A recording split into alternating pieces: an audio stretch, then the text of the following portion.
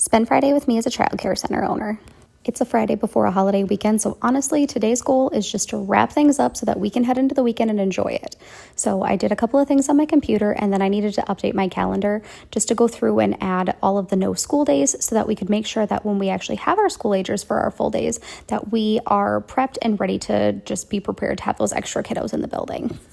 I think that one of my first business purchases that I ever got was this ginormous calendar, and no joke, guys, it saves my life all the time. At that point, 6:30 had rolled around and it was time for us to go ahead and open up, so I headed into the back and waited for my school agers to arrive so I could take them to school. I ran around and did some miscellaneous things that I didn't end up filming, but then I knew that I wanted to get these backdrops ready for Tuesday when we come back because that is our official first day of preschool.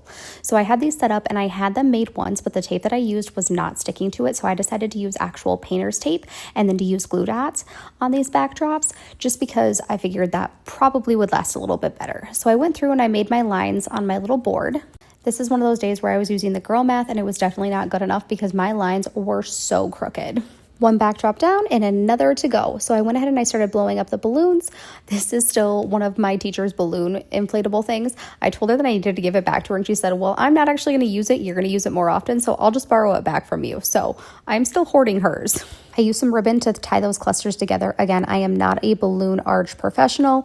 I literally just watch some TikTok videos and pretend like I know what I'm doing. I buy the little sets off of Amazon and I go from there. Honestly, if you take those little balloon sets and you stick them on an arch that you get online, you just look like you're somewhat professional and you make those clusters and you're good to go. I had the arches and then I got the little set off of Amazon and it was like $15. So with the arches, if I were to have to buy them again, it was $30 total.